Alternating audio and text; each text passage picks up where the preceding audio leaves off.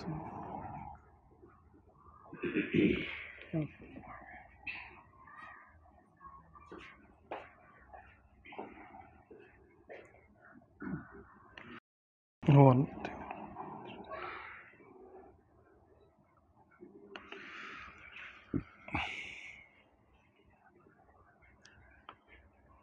اللہ الرحمن۔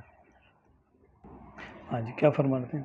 میں عرض کر رہا تھا برزخ کے بارے میں ارشاد فرمایا، برزخ کسے کہتے ہیں اور یہ کیا اس کے احکامات کیا ہیں، اور یہ جب قبر میں بندہ جائے گا تو کیا وہ روح کے ساتھ اس کے معاملات ہوں گے یا جسم ہوگا، اور کبھی کبھی تو جسم بالکل کٹ پٹ جاتا ہے، ختم ہو جاتا ہے، تو پھر یہ کس پر قائم ہوگی برزخ؟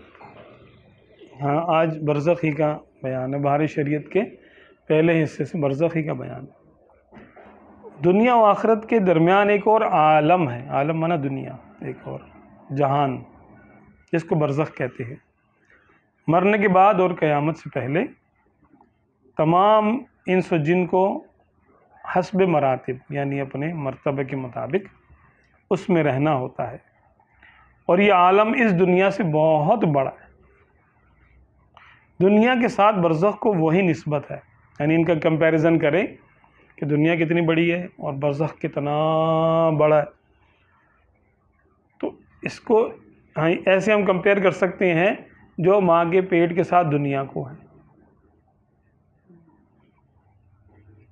یعنی جب ہم اس دنیا میں آنے سے پہلے شکم مادر میں تھے تو وہ دنیا چھوٹی سی تھی، اور یہ دنیا کروڑوں میل، اربوں خربوں میل، پتہ نہیں نوری سال کتنی بڑی ہے، ہاں کتنے نوری سال کی یہ دنیا ہے۔ پھر جب ہم عالم برزخ کو اس سے کمپیئر کرتے ہیں تو بزرگ فرماتے ہیں کہ یہ دنیا پھر اتنی ہی چھوٹی ہے، اس کے مقابلے میں عالم برزخ پھر اتنا ہی بڑا ہے۔ سمجھانے کے لیے پھر عالم برزخ کو آخرت سے اگر کمپیئر کریں گے، پھر عالم برزخ اتنا چھوٹا ہے، اور پھر آخرت تو پھر نہ ختم ہونے والی ہے۔ برزخ میں کسی کو آرام ہے اور کسی کو تکلیف۔ یوں آپ سمجھ رہے ہیں اس کو کہ برزخ کیا ہے کہ اس دنیا میں ہمارا جسم ظاہر ہے اور روح جسم کے اندر ہے۔ جسم ہمارا ظاہر ہے، ہم ایک دوسرے کے جسموں کو دیکھتے ہیں اور جسموں سے پہچانتے ہیں ایک دوسرے کو۔ جب ہم مر جاتے ہیں تو ہمارا جسم اپنے اپنے مذہب کے مطابق لوگ اس کے ساتھ سلوک کرتے ہیں۔ کوئی جلا دیتا ہے، کوئی کووں کو، کوئی کتوں کو کھلا دیتے ہیں۔ ایسے بھی ہیں لوگ کہ جو ایسی جگہ چھوڑ دیتے ہیں کھلا کر کے، کپڑے اتار کے چھوڑ دیتے ہیں، تو پھر وہاں کے گدھ وغیرہ، کتے اور چیزیں آ کے ان کو نوچ نوچ کے کھا جاتے ہیں۔ یہ ان کے مذہب کا حصہ ہے۔ بدھسٹ مذہب کے لوگ بعض ایسے کرتے ہیں، میں نے ویڈیو دیکھی ہے، میں تو حیران ہی ہو گیا۔ میں نے کہا یار یہ کیا کر رہے ہیں؟ وہ ایک جگہ بنائی ہوئی ہے انہوں نے، وہاں پر اپنے مردوں کو لاتے ہیں، لانے کے بعد وہ پھر دور سے دکھایا انہوں نے کہ وہ ان کے لباس اور کفن اتار کے لے جاتے ہیں اور ان کو کھلا چھوڑ دیتے ہیں۔ پھر وہاں بہت سارے گدھ رکھے ہوئے تھے، یعنی انہوں نے رکھے ہوئے تھے یا آئے ہوئے تھے، تو وہ کھا رہے تھے ان کو، اور جنگل سے درندے آئیں گے وہ کھائیں گے جو بھی ہے۔ یہ بھی ایک طریقہ ہے۔ بعض لوگ دفناتے ہیں، کفار بھی دفناتے ہیں، عیسائی وغیرہ دفناتے ہیں، یہودی بھی دفنا دیتے ہیں، اور مسلمان بھی دفناتے ہیں۔ تو جہاں ہم دفناتے ہیں اس کو قبر کہہ دیتے ہیں۔ قبر سے مراد دیکھا جائے تو وہ زمین کا ٹکڑا ہی نہیں ہے، صرف قبر سے مراد مرنے کے بعد کی زندگی ہے بس۔ ہاں، وہ 6 فٹ کی لمبائی یا 8 فٹ کی لمبائی اور 1.5 فٹ 2 فٹ کی چوڑائی، وہ ہی نہیں ہے قبر۔ عرف عام میں اس کو قبر کہتے ہیں۔ اب جس کو شیر کھا گیا، شیر کا پیٹ اس کی قبر ہے۔ جس کو مچھلیاں کھا گئیں، اچھا 10 مچھلیوں نے کھایا اس کو، نوچ نوچ کے مر گیا تھا، جیسے اس کا وہاں پھینکا سمندر میں، تو ہزاروں مچھلیوں نے اس کو کھایا، تو تھوڑا تھوڑا سب کے پیٹ میں چلا گیا، وہ ہڈیاں اس کی نیچے رہ گئی، تو قبر کہاں ہوئی اس کی؟ قبر تو بظاہر کہیں نہیں ہوئی، ٹھیک ہے نا۔ مرنے کے بعد اس کے جسم کے جو ریڑھ کی ہڈی میں ذرات ہیں جو کہ خوردبین سے بھی نظر نہیں آتے، وہ ذرات جہاں ہیں وہ جگہ اس کی قبر ہے. چاہے وہ ریڑھ کی ہڈی کسی جانور کے پیٹ میں ہو یا جو نا کسی مچھلی کے پیٹ میں ہو، یا وہ اچھا وہ جلتے بھی نہیں ہیں، وہ گلتے سڑتے بھی نہیں ہیں، وہ جسم کے وہ چرسومے کہہ لو یا باریک باریک ذرات کہہ لو کہ نہ وہ گلتے ہیں، نہ سڑتے ہیں، نہ جلتے، وہ باقی رہتے ہیں. وہ جہاں پر مٹی میں دبے ہوں گے ظاہر سی بات ہے، مٹی پر ہی ہوں گے ظاہر سی بات ہے کہ اگر سمندر ہے تو سمندر کے نیچے بھی تو مٹی ہے نا، اور زمین اس سمندر کی تہہ میں بیٹھ جائیں گے کیا کر. کسی مچھلی نے کھا لیا تو مچھلی بھی تو مرے گی نا، یا اس کو کوئی اور جو ہے نا مچھلی کھا لے گی.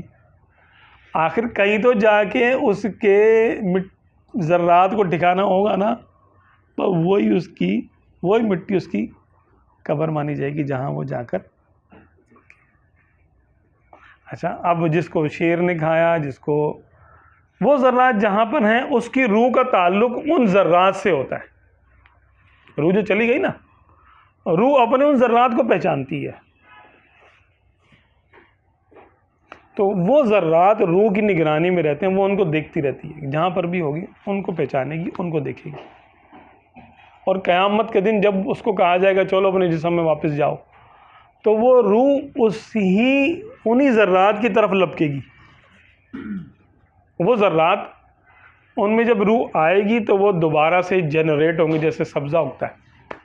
قیامت کے دن لوگ سبزے کی طرح اگیں گے نا، زمین سے اگیں گے، وہ سب کھڑے ہو جائیں گے نمو پا کر. پتہ نہیں کتنے سال اس میں لگیں گے ان کا جسم دوبارہ بننے میں اور زمین سے باہر آنے میں.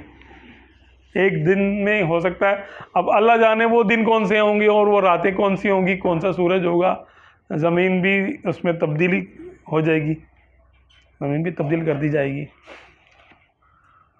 تو وہ اسی جگہ انہی ذرات پر وہ روح واپس آئے گی. اچھا وہ ذرات جہاں ہوتے ہیں اس کو اصلی قبر کہتے ہیں. جسم اس کا سمجھ لو پورا جسم ہے، وہ 2-4 ذرات کہہ لو، پورا جسم ہے. کیونکہ وہ جیسے بیج ہوتا ہے ہر چیز کا، اب درخت ہے وہ اتنا اوپر یعنی 20 فٹ اونچا درخت ہے، اور نکلا تھا وہ کہاں سے؟ ایک بیج سے نکلا تھا. بیج اس کا اصل ہے، اس کی اصل ہے. جہاں اس کا بیج دفن کیا تھا نا کسان نے یا مالی نے، وہی اس کی اصل ہے، بیج اصل تھا اس کی. اسی طرح وہ ذرات انسان کی اصل ہیں، اور جہاں وہ ذرات ہوتے ہیں وہ جگہ قبر کہلاتی ہے. اچھا اس قبر کا تعلق روح سے ہوتا ہے ہمیشہ. ان ذرات کے بعد جو جائے گا، عام مسلمانوں کی یا کفار کی بات کر رہا ہوں میں، ان ذرات کے پاس جو کچھ ہو رہا ہوگا، گزر رہا ہوگا، کوئی آ رہا ہوگا، جا رہا ہوگا، کچھ بھی ہو رہا ہوگا، ان کے قریب جا کے جو ان کو پکارے گا تو روح اس کی طرف متوجہ ہوگی. عوام الناس کی بات بتا رہا ہوں میں، جن کے جسم گل سڑ جاتے ہیں اور عوام الناس کے ساتھ ہی معاملات ہوتے ہیں. لیکن اصل میں انسان تو روح کا نام ہے. جسم پر جو ہو رہا ہے وہ ہو رہا ہے، وہ روح کو پتہ چل رہا ہے. اور اب روح کے ساتھ جو ہو رہا ہے وہ جسم کو پتہ چلے گا. اس دنیا میں ہمارے جسم پر جو ہوتا ہے تو روح کو اس کا فائدہ یا نقصان اٹھانا پڑتا ہے.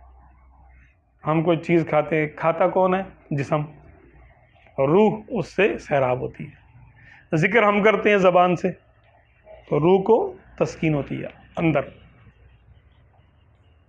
اس دنیا میں جسم ظاہر ہے اور روح پوشیدہ ہے.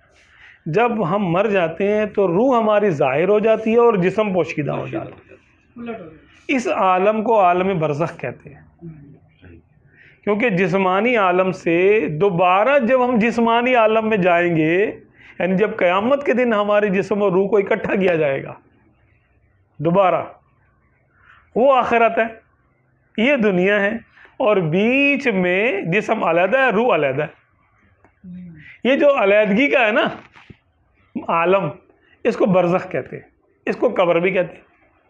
پھر قبر کے معاملات پوشیدہ ہیں، روح کے معاملات پوشیدہ ہیں، برزخ کے معاملات پوشیدہ ہیں، یہ الگ ہے معاملہ۔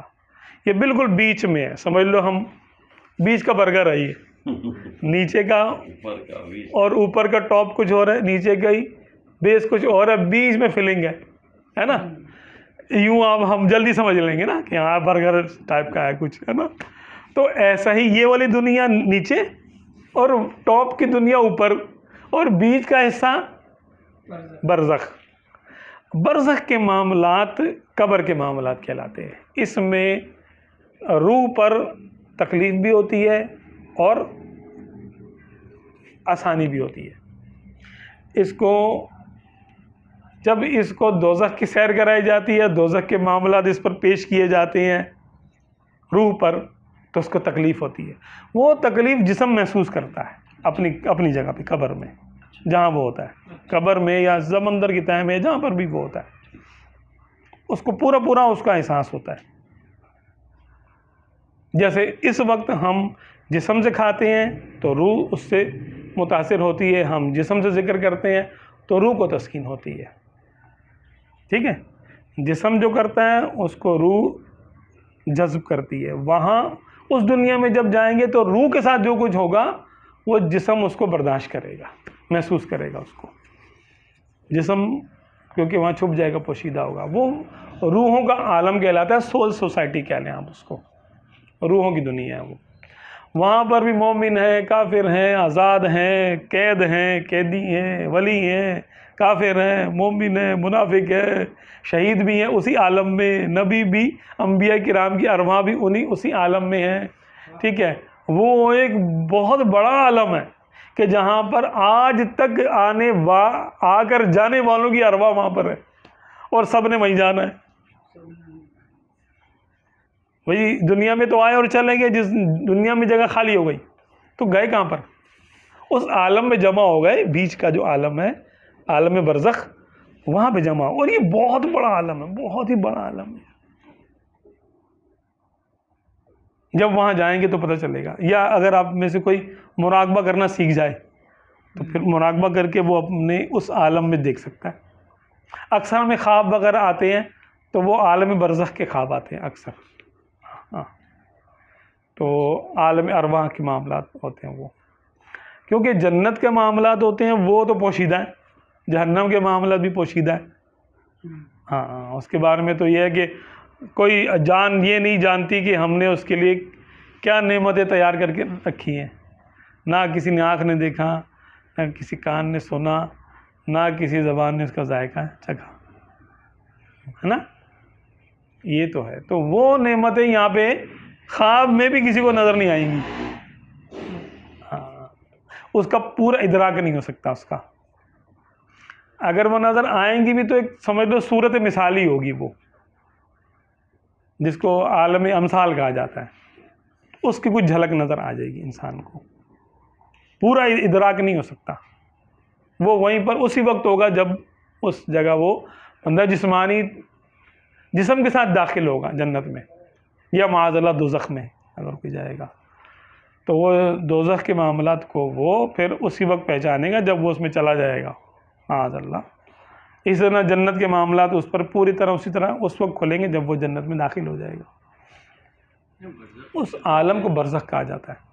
برزخ میں کیا درجے ہیں کہ یہاں پہ اولیاء اللہ کا درجہ ہے، یہاں پہ عام مومن کا درجہ ہے؟ بالکل، یہ جیسے ہمارے یہاں پہ ہیں سارے دنیا کے معاملات ہیں نا، ایسے ہی یہ عالم اٹھا کر آپ اس کو 1000 گنا کروڑ گنا بڑا کر لیں تو عالم ارواح میں پوری روحوں کی دنیا ہے، وہ سول سوسائٹی ہے پوری۔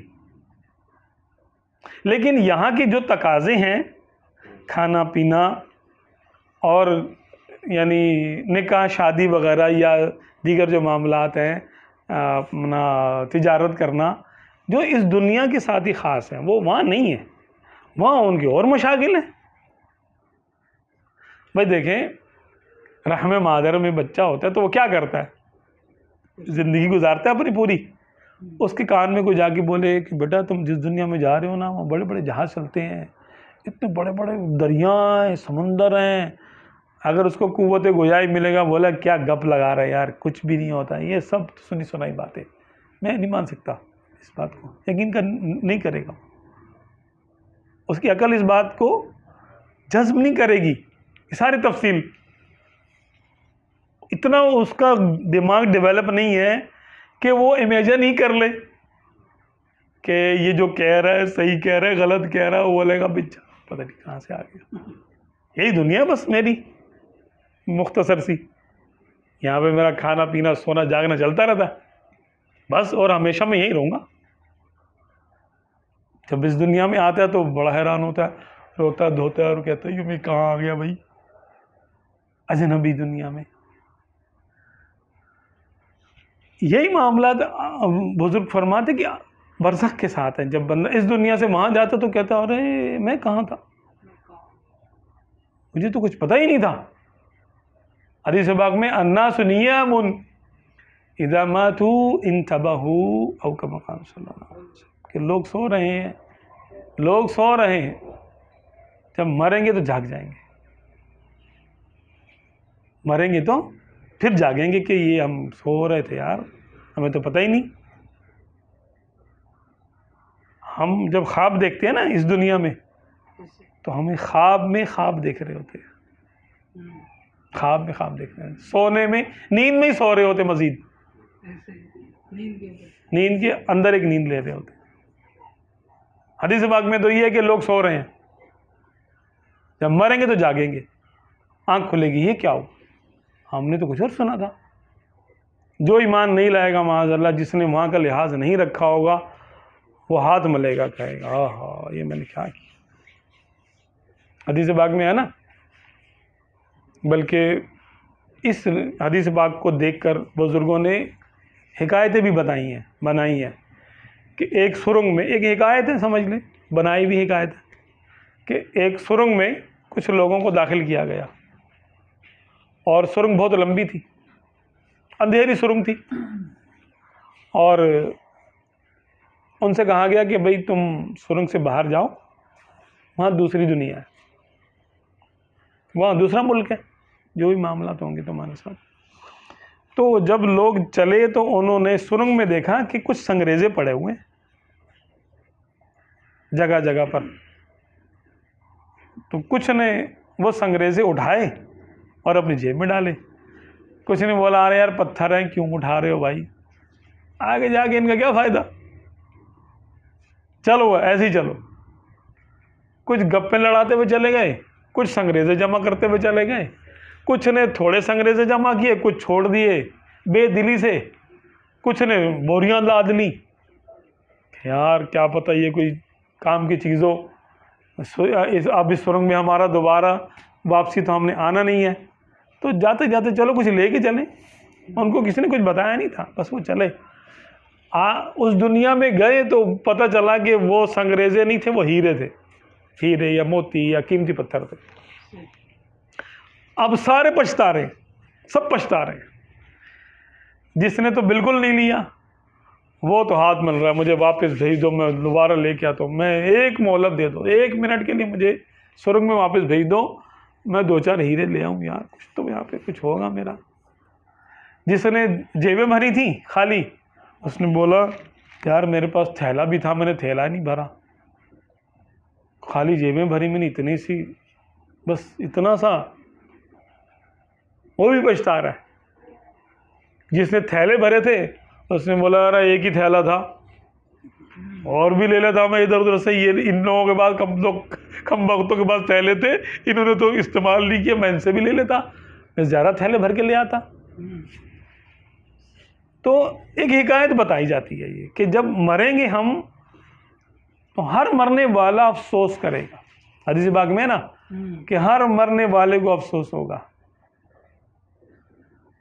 کیا کہ جس نے نیکیاں بالکل نہیں کی ہوں گی وہ تو گناہ کر رہا ہوگا، وہ تو پچھتائے گا، اس کے گناہ زیادہ ہوں گے، یہ حالت کفر میں مر گیا.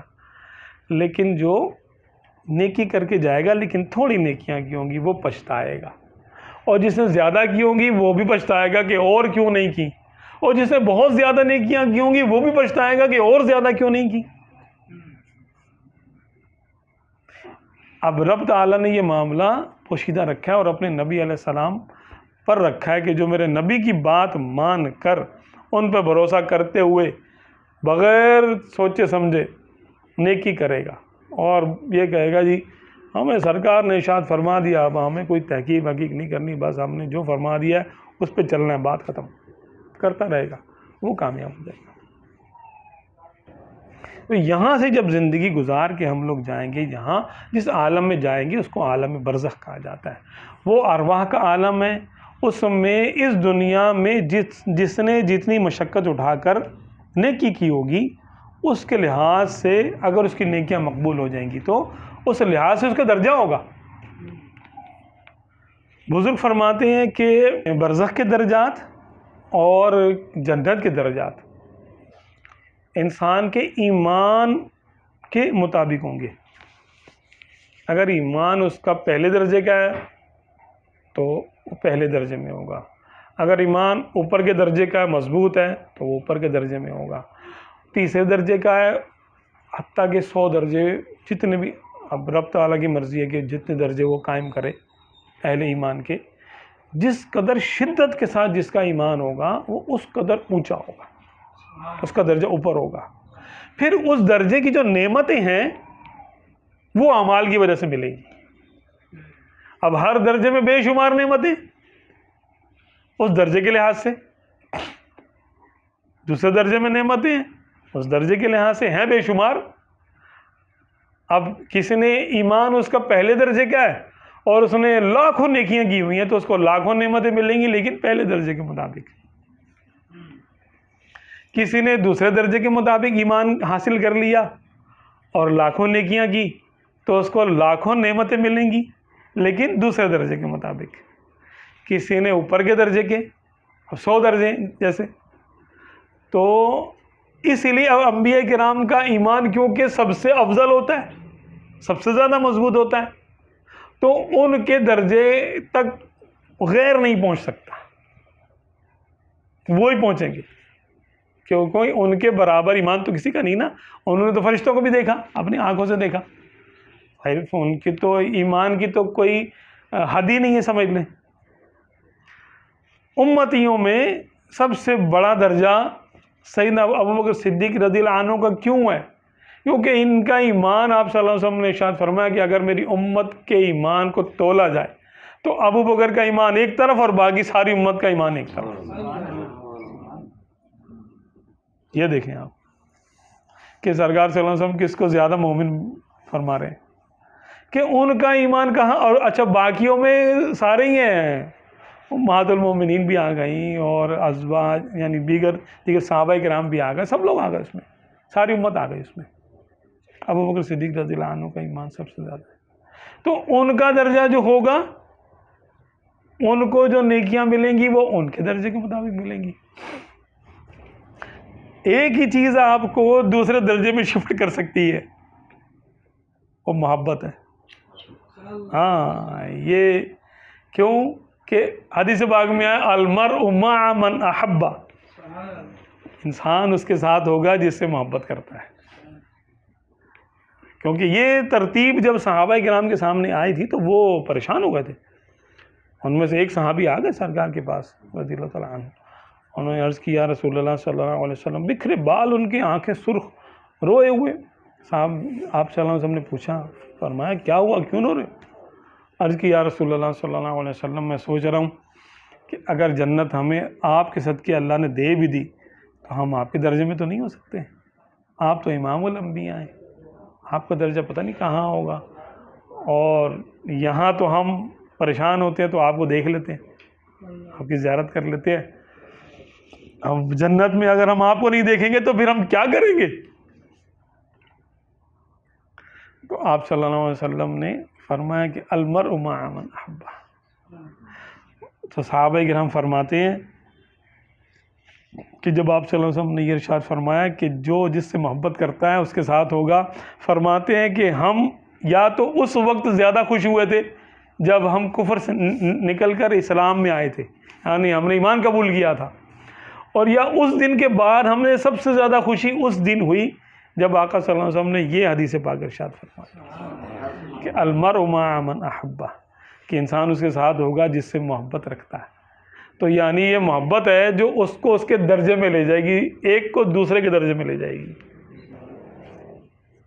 تو یہ درجے برزخ میں بھی ہیں اور یہ درجے آخرت میں بھی ہیں۔ برزخ میں کیونکہ ہزاروں سال رہنا ہے، اچھا وہاں پر نیکی کا صلہ جو ملے گا وہ سمجھ لیں کہ بلا تشبیہ جیسے کوئی کسی کے یہاں جاتا ہے، کھانا کھاتا ہے، کسی نے کسی کو دعوت پہ بلایا، اب وہ دعوت سے پہلے جو ریفریشمنٹ رکھ دیتا ہے، بھئی آئے آپ کو پانی پی لیں، شربت پی لیں، تھوڑا سا کوئی قہوہ پی لیں، جیسے بھوک لگ جائے ذرا تھوڑا ہے نا کھل جائے، کھانا یعنی پہلے کا کھایا بھی ہضم ہو جائے، نئے سرے سے آپ تیار ہو جائیں کھانے کے لیے۔ پھر ایک دو گھنٹے کے بعد، 1.5 گھنٹے کے بعد وہ کہتا ہے چلو جی اب کھانا لگا۔ اس کو ضیافت سے پہلے پری ضیافت کہہ لیں آپ۔ تو عالم برزخ میں جو نعمتیں ملیں گی وہ ایسے ہی ہیں کہ جیسے ضیافت سے پہلے ہلکی پھلکی ضیافت کرا دی جاتی ہے، تو جنت سے پہلے عالم برزخ کی نعمتیں ملیں گی۔ اور معاذ اللہ اگر کوئی عالم کفر میں مرے گا تو اس کے لیے جہنم ہے، اصلی عذاب تو اس کو جہنم میں ہوگا۔ لیکن جو عالم برزخ کا عذاب ہے وہ ایسی ہے جیسے کسی کو لاک اپ کر دیتے ہیں، پولیس پکڑتی ہے، چھتر مارتی ہے، سب کچھ کرتے ہیں اس کے ساتھ، اس کے بعد اس کو جج کے سامنے پیش کرتے ہیں بعد میں چالان بنا کے کہ اس نے یہ کام کیا، اب پھر جج جو بھی سزا دے اس کو۔ تو سزا سے پہلے کی جو چھترول ہے وہ برزخ کا عذاب مانا جائے گا کہ یہ کاؤنٹ نہیں ہوگی، سزا میں کاؤنٹ نہیں ہوگی، یہ اصلی سزا میں۔ تو برزخ کا عذاب بھی ایسا ہی ہے۔ تو اللہ تبارک و تعالی ہمیں ہمارے معاملات میں ہمیں نیکوں میں اٹھائے اللہ تعالیٰ، اور نیکوں میں رکھے، اور اپنے مقبول بندوں میں، ان کے غلاموں میں ہمیں رکھے، تاکہ ہم ان کی محبت ہمیں عطا کرے، تاکہ ہم اپنے اعمال سے تو نہیں پہنچ سکتے تو چلو محبت سے ہی پہنچ جائیں۔ یہ جانا آنا ہو سکے گا، ادھر جانا ادھر جانا؟ بالکل آگے آ رہا ہے، پوری تفصیل ہے۔ عقیدہ نمبر 1، ہر شخص کی جتنی زندگی مقرر ہے اس میں نہ زیادتی ہو سکتی ہے نہ کمی۔ جب زندگی کا وقت پورا ہو جاتا ہے اس وقت حضرت اسرائیل علیہ السلام روح قبض کرنے کے لیے آ جاتے ہیں، اور اس شخص کے داہنے بائیں جہاں تک نگاہ کام کرتی ہے فرشتے دکھائی دیتے ہیں۔ مسلمان کے پاس رحمت کے فرشتے ہوتے ہیں، اور کافر کے داہنے بائیں عذاب کے فرشتے ہوتے ہیں، معاذ اللہ۔ اس وقت ہر شخص کے اوپر اسلام کا سچا ہونا آفتاب سے زیادہ واضح ہو جاتا ہے۔ ہر شخص بولے گا کہ ہاں اسلام سچا ہے بھائی، اور اس وقت وہ کوشش کرے گا کہ میں ایمان لے آؤں، کلمے پڑھ رہا ہوگا اس وقت دل میں، لیکن اس وقت کا ایمان معتبر نہیں ہے، اس کو نہیں مانا، ویلڈ نہیں ہے، مانا نہیں جائے گا۔ یوں سمجھ لیں کہ جو کوئی امتحان میں جب اس کا جیسے کمرہ امتحان میں وہ بیٹھا ہوا لکھ رہا ہے، اس وقت نہ لکھے، رزلٹ آنے کے بعد پھر لکھ رہا ہے، اب تو رزلٹ آ گیا، اب کیا لکھ رہا بھائی تو، اب لکھ بھی دے تو یہ کاؤنٹ نہیں ہوگا، کیونکہ غیب پر ایمان لانے کا حکم تھا، الذین یؤمنون بالغیب، وہ لوگ جو غیب پر ایمان لاتے ہیں، یعنی نبی اکرم صلی اللہ علیہ وسلم جو ان کی غیب کی بات ان کو بتاتے ہیں اس پر بھروسہ کرتے ہیں اپنے طور پہ۔ اب تو خود دیکھ لی نا اپنی آنکھ سے، اب تو کسی نبی پہ بھروسہ تھوڑی کر رہا ہے، یہ اپنی آنکھ سے دیکھ لیا، تو اپنی آنکھ پر ایمان لانا یہ معتبر نہیں ہے، نبی اپنے وقت کے نبی پر ایمان لانا معتبر تھا کہ ان کی بات پہ بھروسہ کرتا، ان کے فرمان کو مانتا سچا، وہ ایمان تھا، ایمان بالغیب۔ اس وقت تو کہتے ہیں ان کو کیا پتا، معاذ اللہ، یہ تو ہمارے جیسا بشر ہے، بشر یادوننا، کیا ہم ایک بشر کے پیچھے چل پڑے، عام سا آدمی ہے، اس کی بات مان لے، معاذ اللہ معاذ اللہ۔ عقیدہ نمبر 2، مرنے کے بعد بھی روح کا تعلق انسانی جسم کے ساتھ باقی رہتا ہے، اگرچہ روح بدن سے جدا ہو گئی، مگر جسم پر جو کچھ گزرے گا روح اس سے ضرور آگاہ اور متاثر ہوگی، جس طرح دنیا کی زندگی میں ہوتی ہے، بلکہ اس سے بھی زائد۔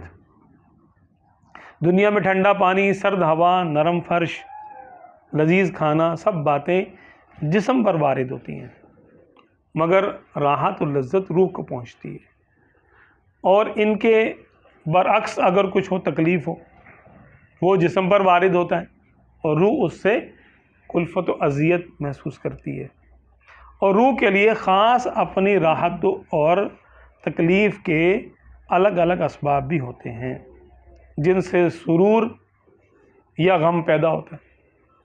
صرف کھانا پینا ہی نہیں ہے، بلکہ آپ کو معاذ اللہ کسی نے گالی دے دی تو آپ کو روحانی تکلیف ہوگی، جسم پہ تو زخم نہیں لگا لیکن آپ کے دل پہ گھاؤ لگ گیا، ایسے مجھے گالی دی، یا آپ کو کسی نے کہہ دیا یار یہ بڑے بزرگ ہیں، نیک آدمی ہے، تو آپ میں راحت پیدا ہوئی، دل میں خوشی پیدا ہوئی، کسی نے آپ کی تعریف کر دی، تو آپ کو کچھ کھلایا تو نہیں، پلایا بھی نہیں، لیکن بس کچھ الفاظ بولیں جو آپ کے روح پر اثر انداز ہو گئے۔ بالکل یہی باتیں حالت برزخ میں ہیں۔ عقیدہ نمبر 3، مرنے کے بعد مسلمان کی روح حسب مرتبہ مختلف مقاموں میں رہتی ہے، بعض کی قبر پر، بعض کی زمزم شریف کے کنویں میں، کیونکہ وہ پاک اور متبرک ہے، اور بڑا وہاں پر ہمیں تو پانی ہی نظر آتا، پتہ نہیں کیا کیا نعمتیں وہاں پر اللہ تعالیٰ نے رکھی ہے۔ بعض کی زمین و آسمان کے درمیان، پہلے آسمان پہ، دوسرے، تیسرے، چوتھے، پانچویں، بعض کی پہلے، دوسرے، ساتویں آسمان تک، اور بعض کی آسمانوں سے بھی بلند، اور بعض کی روحیں عرش کے نیچے قندیلوں میں یعنی فانوسوں میں رہتی ہیں، اور بعض کی اعلیٰ علیین میں، یہ سب سے اعلیٰ مقام ہے۔ مگر جہاں کہیں ہوں اپنے جسم سے ان کو تعلق رہتا ہے، جو کوئی قبر پر آئے اسے دیکھتے، پہچانتے اور اس کی بات سنتے ہیں، بلکہ روح کا دیکھنا یہ عام لوگوں کے لیے کہ جو کوئی قبر پہ آئے اس کو دیکھتے، پہچانتے اور سنتے ہیں، خاص آدمیوں کے لیے کہ روح کا دیکھنا قبر کے قریب آنے پر ہی منحصر نہیں ہے کہ کوئی قبر کے قریب آ کر بات کرے، بلکہ اس کی مثال حدیث پاک میں یہ ارشاد فرمائی کہ ایک پرندہ پہلے پنجرے میں قید تھا، اب آزاد کر دیا گیا۔ ائمہ کرام فرماتے ہیں ان النفوس القدسیۃ اذا تجردت عن العلائق البدنیۃ اتصلت بالملأ الاعلی فترى وتسمع الكل كالمشاہد، کہ بے شک پاک روحیں جب جسم سے الگ ہو جاتی ہیں تو عالم بالا میں سیر کرتی ہیں اور سب کچھ دیکھتی اور سنتی ہیں ایسے جیسے وہاں موجود ہے، یعنی دور سے بھی سن لیتی ہیں۔ کہ جسم کا سننا کان کا محتاج ہے نا، تو کان کی کیپیسٹی تھوڑی سی ہے، سنتی تو ابھی بھی روح ہی ہے لیکن کان کے ذریعے سنتی ہے، تو جب یہ ذریعہ ہٹ جاتا ہے تو پھر وہ اپنی اصلی طاقت میں آتی ہے واپس۔ اب روح امر ربی ہے، رب کا ایک راز ہے روح، تو وہ اپنی طاقت کے مطابق، عام آدمی کی روح، مومن کی روح آزاد کر دیا جاتا ہے اس کو، تو وہ جہاں چاہے گھومتی ہے، اپنے گھر بھی آئی جائے گی آسمانوں میں، اس کے لیے ایک جگہ ہے کہ جو اس کو حد بندی کر دی گئی، ابھی تم یہاں سے یہاں تک جا سکتی ہو، اور تو وہ گھومے گی، پھیرا کرے گی اور نعمتیں مانگی اٹھائے گی۔ جیسے آپ صلی اللہ علیہ وسلم نے ایک مرتبہ ایسے دیکھا تو فرمایا کہ یہ جعفر طیار فرشتوں کے ساتھ اڑتے ہوئے جا رہے ہیں، جن کے بازو کٹ گئے تھے نا، ہے نا، غالباً غزوہ موتا میں ان کے بازو کٹ گئے تھے، شہید ہو گئے تھے آپ، مولا علی کے بھائی جعفر طیار۔ تو آپ صلی اللہ علیہ وسلم نے بعد میں دیکھا اور فرمایا کہ ابھی جعفر یہاں سے گزرے ہیں، فرشتوں کی جماعت کے ساتھ اڑتے ہوئے جا رہے تھے، اللہ نے ان کو 2 پر عطا کیے بازوؤں کے بدلے میں۔ آپ دیکھیں وہ وہاں سے اٹھتے ہوئے جا رہے ہیں، اس دنیا کے اوپر سے جا رہے ہیں. تو یہ ہے. آپ دیکھیں نا غیب کی باتیں. آپ صلی اللہ علیہ وسلم سے کسی نے نہیں پوچھا سرکار ہمیں تو کوئی نظر نہیں آئے، آپ کیسے کہہ رہے ہیں؟ تو ان کو معلوم تھا کہ یہ وہ دیکھتے ہیں جو ہم نہیں دیکھتے، یہ وہ سنتے ہیں جو ہم نہیں سن سکتے. تو ارواح آتی بھی ہیں اور دیکھنے والے ان کو دیکھتے بھی. حدیث پاک میں اذا مات المؤمن یخلی سربہ یسرح حیث شاء، جب مسلمان مر جاتا ہے تو اس کا راستہ کھول دیا جاتا ہے، جہاں چاہے جائے، جہاں چاہے جائے، اپنے یعنی پروٹوکول کے مطابق. اب ہر مومن کے لیے الگ معاملہ ہے نا، جیسے اس کا درجہ، اپنے درجے میں وہ آزاد ہے، اپنے درجے میں وہ کوئی مسئلہ نہیں اس کے لیے، جہاں مرضی جائے. شاہ عبد العزیز محدث دہلوی رحمۃ اللہ علیہ اعلیٰ حضرت جیسے 14ویں صدی کے مجدد ہیں نا، تو آپ 13ویں صدی کے مجدد تھے، شاہ عبد العزیز محدث دہلوی رحمۃ اللہ علیہ. تو فرماتے ہیں روح را قرب و بعد مکانی یکساں، فارسی میں کہ روح کے لیے کسی جگہ کا قریب ہونا یا کسی جگہ کا دور ہونا برابر ہے. روح را قرب و بعد مکانی یکساں، کہ روح کے لیے کسی جگہ کا قریب ہونا یا دور ہونا یہ برابر ہے. یعنی یہ دیکھ بھی لے گی دور سے اور سن بھی لے گی، جیسے توجہ کرے گی ویسے ہو جائے گا. ہاں توجہ کی ضرورت ہے اس کو.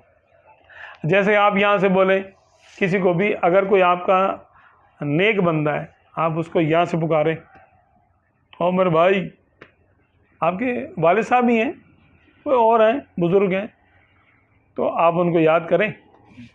اگر تو وہ نجات یافتہ میں سے ہیں تو وہ آپ کی بات سنیں گے.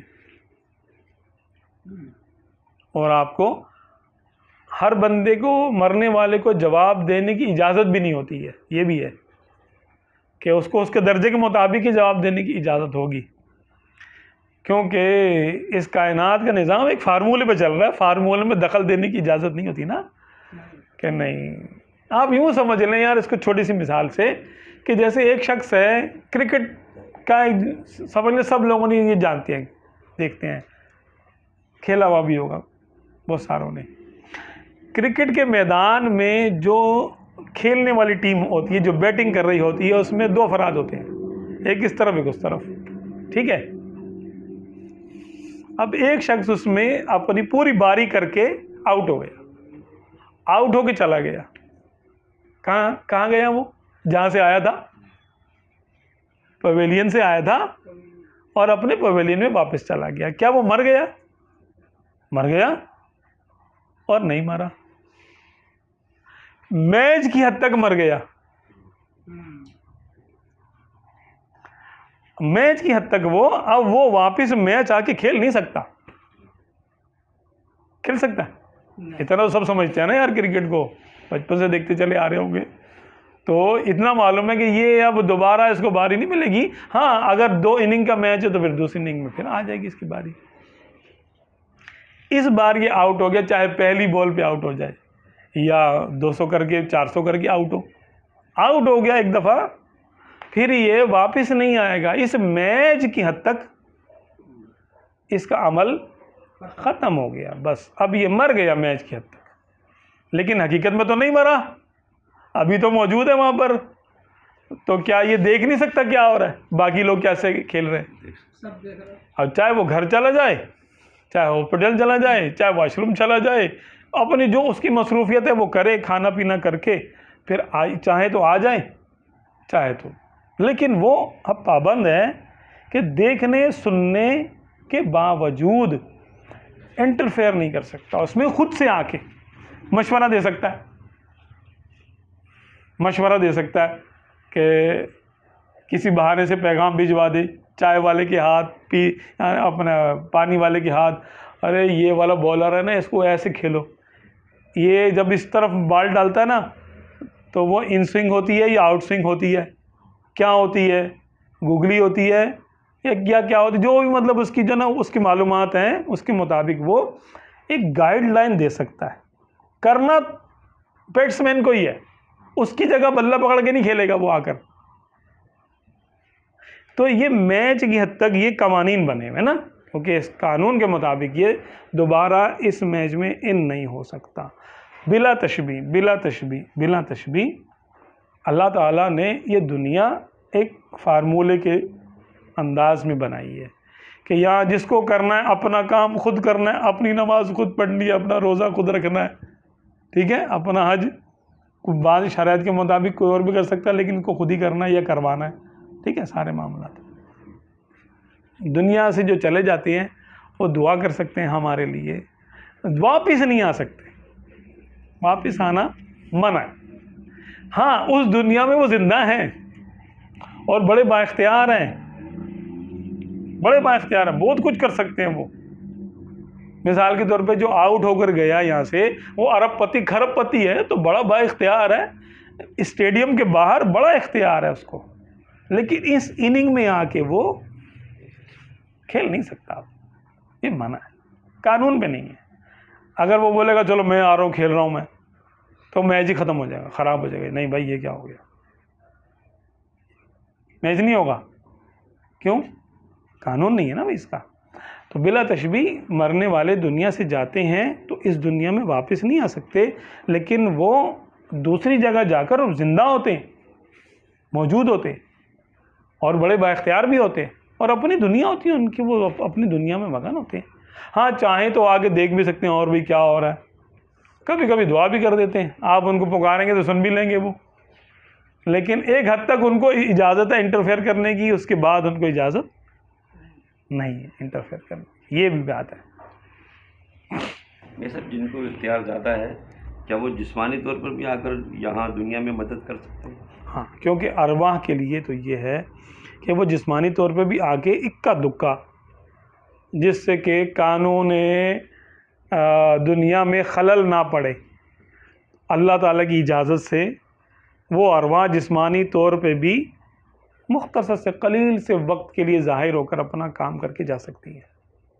اتنی اجازت ہے ان کو، یہ ہوتی ہے اجازت.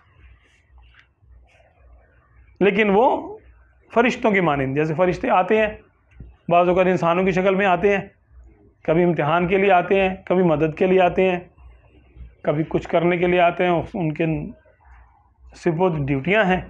ایسے ہی ہم اللہ تعالیٰ کے نیک بندے، ان کی ارواح ہیں، ان کے سپرد بھی مختلف کام ہوتے ہیں، یا ان کو ان کی مرضی کے مطابق اجازت مل جاتی ہے کہ میں ذرا یہ کام کر لوں، تو اجازت ہو جاتی ہے بعض اوقات، لیکن وہ راز کی بات ہے. ابھی ہمارے ایک سلسلے کے بزرگ کے بارے میں آتا ہے کہ سورہ مزمل شریف کے وہ عامل تھے، تو بڑی مفلوق الحالی میں وہ رہتے تھے، تو ان کا انتقال ہو گیا. لیکن ان کے گھر والوں نے یعنی بتایا کہ ہمارے والد صاحب کبھی کبھی آ جایا کرتے تھے گھر پہ. ہاں لیکن منع کرتے تھے بھی کسی کو بتانا نہیں. ہمارے پر کیا تھے ہم، کیونکہ ہم کو بڑا قلق رہتا تھا کہ یہ کیسے ہمارے والد صاحب کا انتقال ہو گیا اور یہ ہو گیا وہ ہو گیا. تو کبھی کبھار وہ آ جاتے تھے اور کہتے تھے بس تھوڑے سے وقت کے لیے آؤ، تھوڑے دیر کی اجازت ملی ہے، سلام دعا کر کے ان کا دل بہلا کے کبھی کبھار پھر چلے جسمانی حالت میں ایسے سامنے. پھر وہ کسی نے شور کر دیا، بچے ہوتے ہیں کہ دادا آئے تھے، نانا آئے تھے کل ہم نے دیکھا، تو پھر انہوں نے آنا بند کر دیا کہ نہیں خلل پڑے گا. تو دنیا کے معاملات میں خلل نہ پڑے، یہ ہے. جیسے فرشتے آپ صلی اللہ علیہ وسلم کے دور میں آئے، سامنے آئے، بالکل آ کر انہوں نے جنگ بدر میں، احد میں، خندق میں مدد بھی کی، بلکہ بدر میں تو قتال بھی کیا بعض نے، فرشتوں نے. اسی طرح ہم سنتے ہیں کہ سن 1965 کی جنگ میں بھی ہوا ہے ایسے.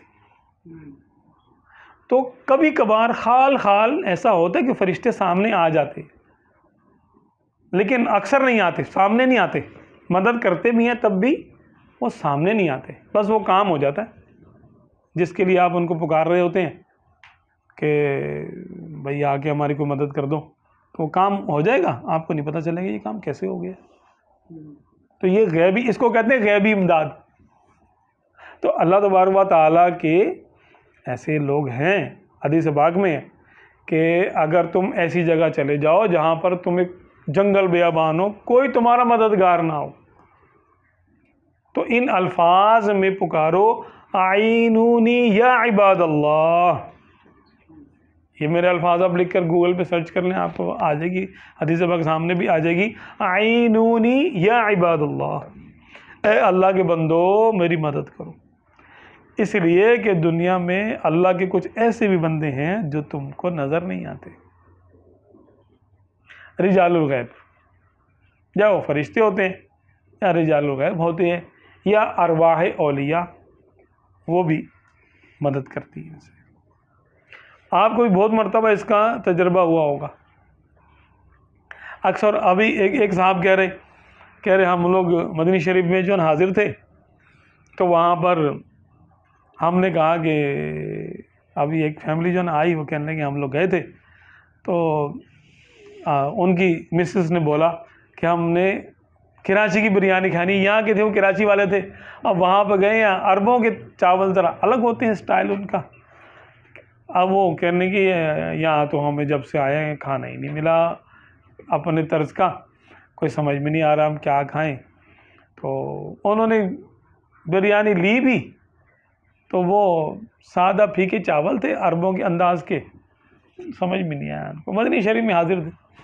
اب وہ جو نا بیٹھ کے نا کہہ رہی ہیں کہ بھائی ہمیں تو بریانی ملے نہیں کراچی کی، کہہ رہے ابھی ہم بیٹھے ہوئے تھے یہاں بھی بیٹھ کے کوئی باتیں کر رہے تھے ادھر کی ادھر کی، تھوڑی دیر میں ایک بندہ آیا، اس نے گرم گرم بریانی لا کے ایک جو نا وہ دی ہے، تھیلا دیا دونوں کو کہ یہ لو بھائی، اور بغیر کچھ کہے وہ چلا گیا، سیدھا ہمارے پاس آیا، 2 تھیلے پکڑائے، چلا گیا۔ کہہ رہا کھول کے دیکھو تو بالکل گرما گرم جیسے بھی دیکھ میں سے نکالی بریانی، اور کراچی کی بریانی، اور ان کو بڑا شوق تھا کراچی کی بریانی کھانے کا۔ تو یہ اللہ کے نیک بندے ہوتے، رجال الغیب ہوتے ہیں، جو لوگوں کی خدمت پہ مامور ہوتے ہیں کہ بھئی ہمارے مدینے میں کوئی آئے تو تم نے اگر منہ سے نکالے تو جس کی جو قریب میں ہو اس پر لازم ہے کہ اس کی حاجت پوری کرے۔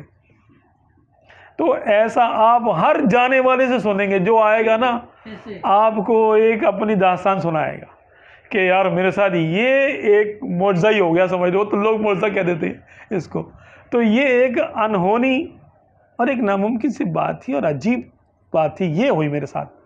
کوئی یہ کہے گا اپنا جہاز کی سیٹوں کا بتا دے گا، کوئی احرام کا بتا دے گا، کوئی یعنی مینا میں کچھ بتا دے گا، بعض اوقات لوگ گر جاتے ہیں رش میں تو اس کا بتا دے گا، میں گر گیا تھا پھر مجھے کسی نے اٹھایا پتہ ہی نہیں چلا کون تھا بندہ جو اٹھا کے چلا گیا مجھے، کسی کے پیسے کھو گئے تو پھر پتہ نہیں کیسے پیسے مل گئے اس کو، ایسے بھی لوگ جو نا بتاتے ہیں کہ میرا تو ہم نے دیکھا ایئرپورٹ پہ اپنے ساتھ وہ نہیں تھا ایک بندہ، اس کا سامان کھو گیا ایئرپورٹ پہ اور ہم سب لوگ آ گئے، وہ بھی آ گیا، بعد میں میں نے دیکھا اس کو، بڑا یعنی بھولا بھالا سا آدمی تھا، ہم لوگوں نے اس کو جا کے دیکھا، میں نے کہا یار تمہارا سامان کیا نا مل گیا، پتہ نہیں کیسے مل گیا، ہوٹل میں آ گیا اس کا سامان، کیا پتہ نہیں کیا ہوا، مل گیا اس کو سامان اس کا۔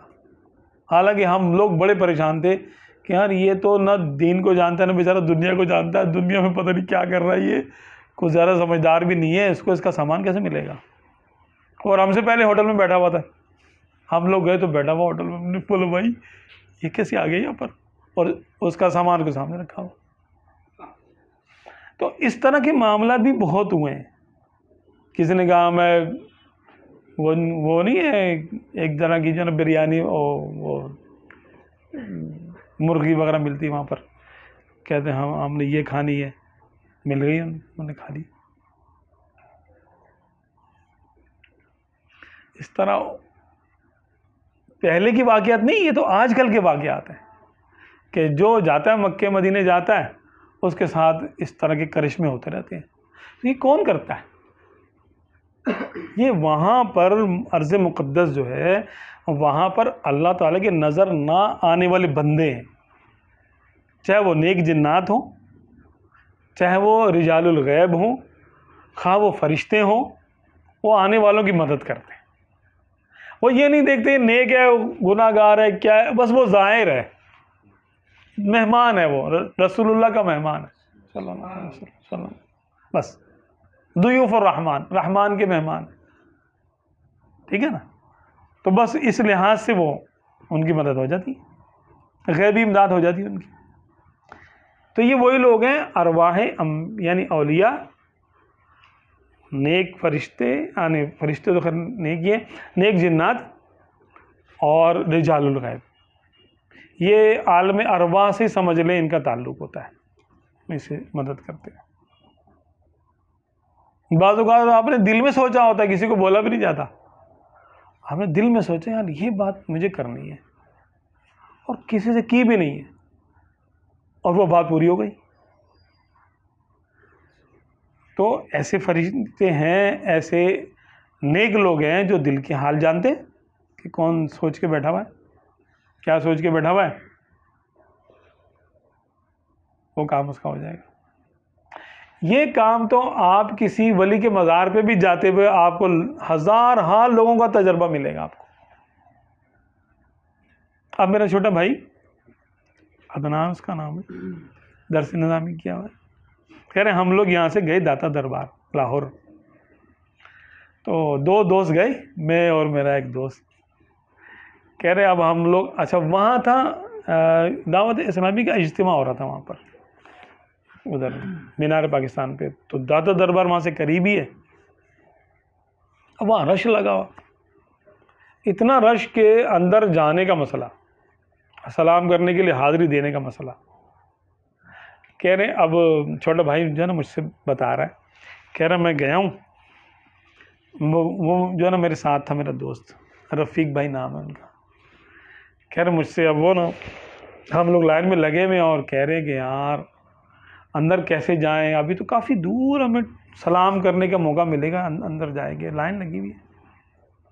اور رفیق بھائی میرے بھائی سے کہہ رہے، چھوٹے بھائی سے عدنان سے، کہ یار امی نے مجھ سے کہا تھا کہ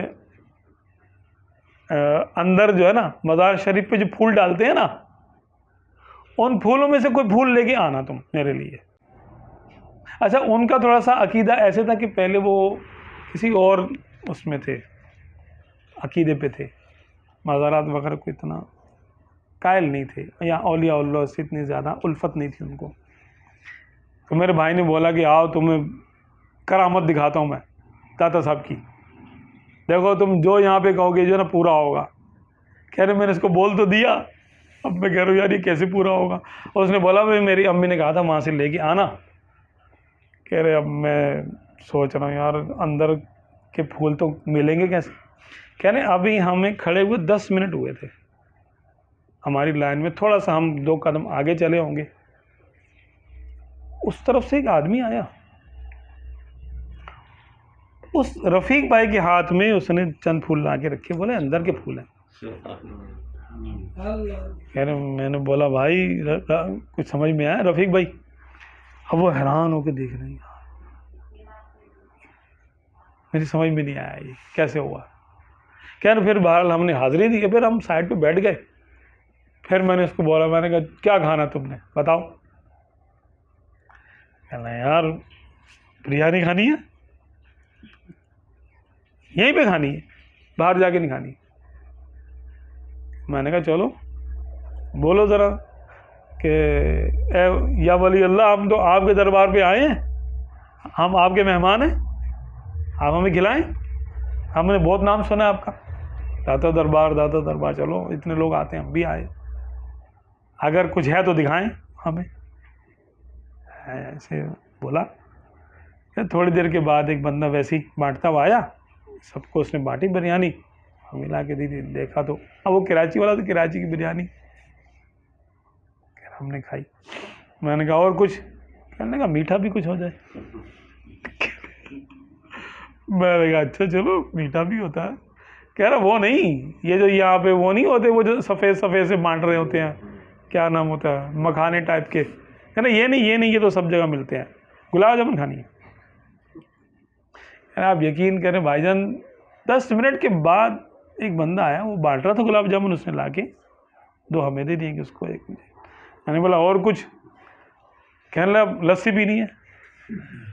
میں نے کہا بھائی, اب ہم بیٹھے رہے کافی دیر بیٹھے رہے, بالکل لسی والا نہیں آیا.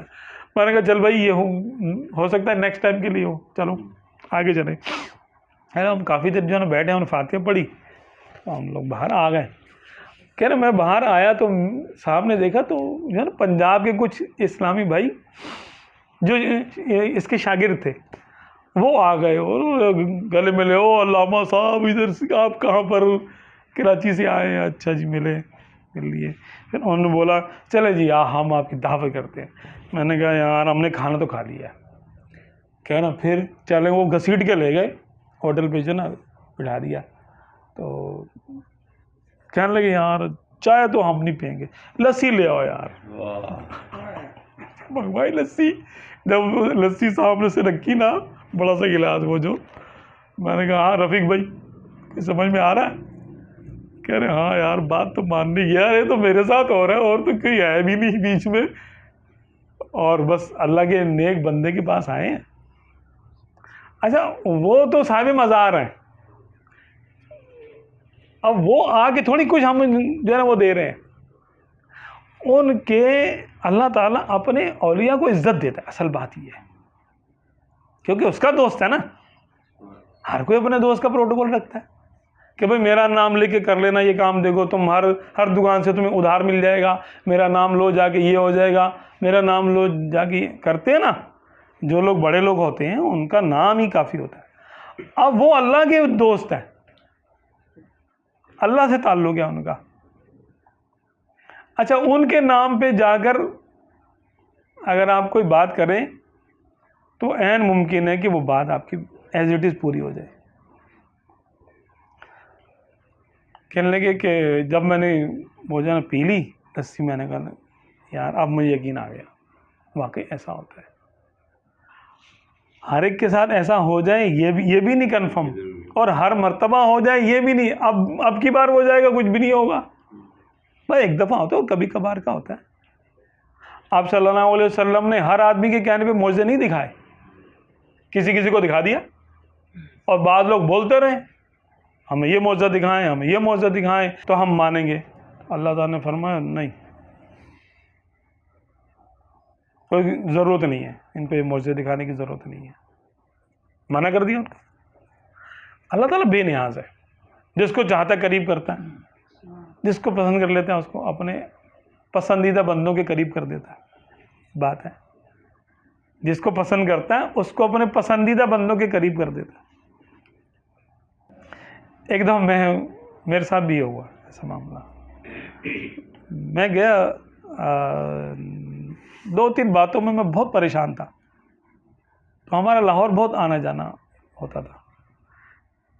ان دنوں تو اتنا رش بھی نہیں تھا. میں اکیلا جا کے بیٹھ گیا اور میں نے فاتحہ پڑھی. فاتحہ پڑھنے کے بعد میں نے کہا دادا صاحب یہ 3 سوال ہیں میرے دل میں, اس کا جواب چاہیے مجھے, ابھی چاہیے. ایک تو یہ تھا کہ ہم لوگ نئے جیسے دعوت اسلامی میں آئے تھے, اب بہنیں ہماری انہوں نے ٹوپی والے برقعے نہیں ہوتے وہ پہن لیے تھے. اب ہمارا پورا خاندان ہمارے خلاف ہو گیا. انہوں نے بولا یہ تم نے بچیوں کو تم نے بوڑھیوں والے برقعے پہنا دیے, ان کے تو رشتے نہیں آئیں گے. اور کچھ ایسا ہوا بھی, لوگ منع کر کے چلے گئے.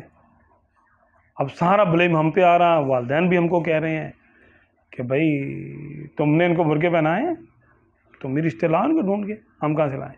ہمارے تو جاننے والے بھی داڑھی منڈے ہوتے ہیں اور سارے ایسے ہوتے ہیں ماڈرن ٹائپ کے, تو ان کے رکھنا ہے گھر میں یا ان کی شادیاں بھی کرنی ہیں. اور ہم بھی ظاہر سی بات تانے سن رہے ہیں پورے خاندان کے. اب دل پریشان ہو رہا ہے یار کیا کریں. پھر ایک مجھے خواہش تھی دل میں کہ یار اللہ کا ولی کیسے بنا جاتا ہے، کیا طریقہ کار ہے اس کا، کوئی شارٹ کٹ ہے تو ہمیں پتہ چلے۔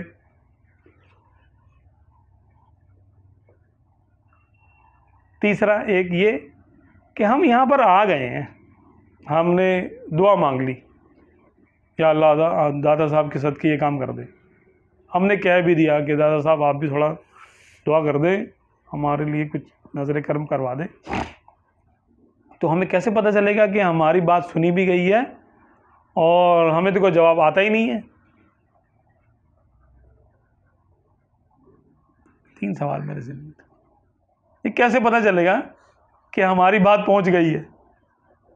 اب میں وہاں بیٹھا ہوا ہوں، کافی دیر مجھے ہو گئی، ایک صاحب آئے، ان کے ساتھ ایک بیٹا بھی تھا ان کا چھوٹا، ٹوپی پہنی ہوئی، انہوں نے عام سے ہولیے میں وہ آئے، آگے میرے پاس جو ہے نا بیٹھ کے باتیں کرتے رہے، اور جب وہ اٹھ کے گئے ہیں تو مجھے پتہ چلا کہ یہ مجھے 3 سوالوں کے جواب دے کر گیا بندہ۔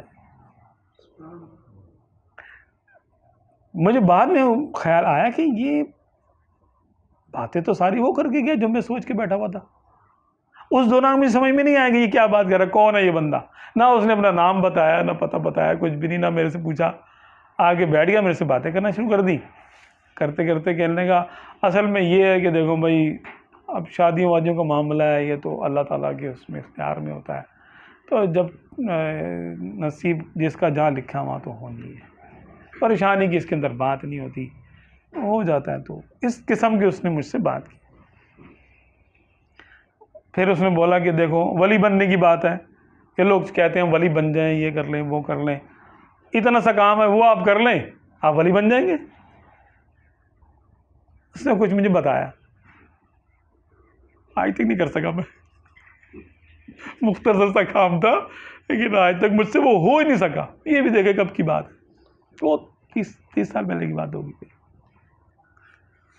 پھر اس نے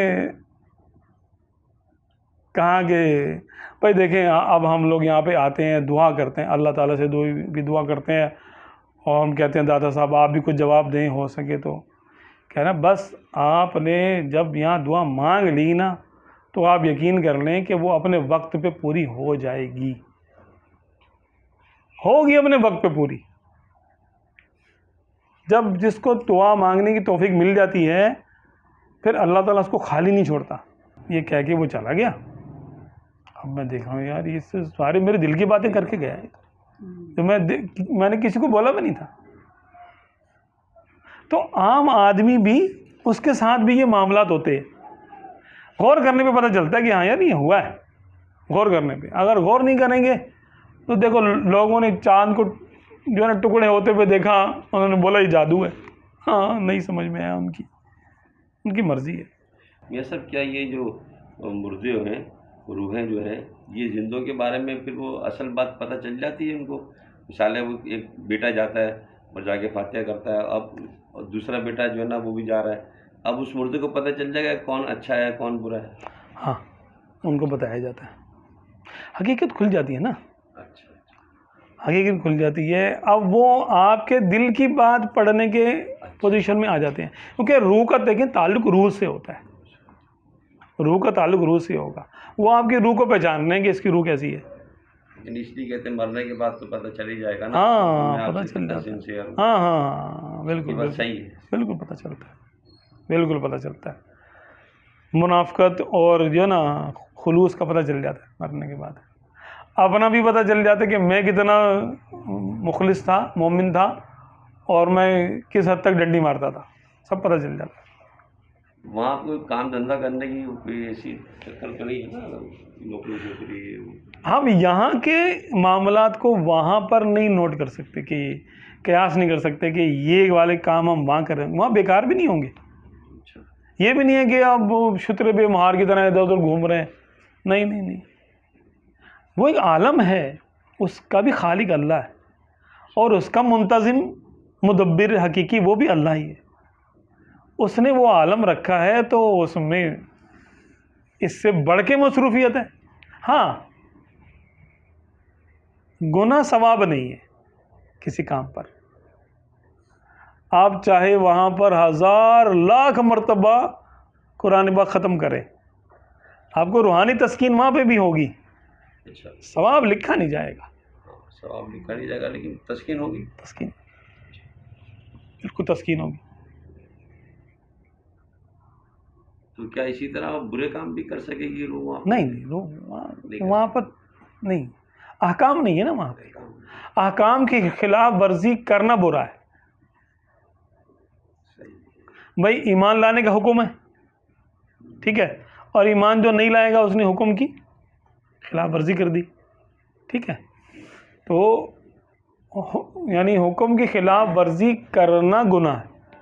اب اس دنیا میں حکم کچھ نہیں ہے، عمل کچھ نہیں کرنا. اچھا میاں صاحب، یہ پہچان بھی لے گی وہ روح سب کو پہچانے گی. اب دیکھیں نا، یہاں تو ہم نہیں پہچان سکتے نا، یہاں تو امریکہ میں کون کون بیٹھا ہے ہمیں نہیں معلوم. ہاں، تو وہ روح پہچان لے گی کیونکہ عالم آپ نے کہا اتنا بڑا عالم ہے.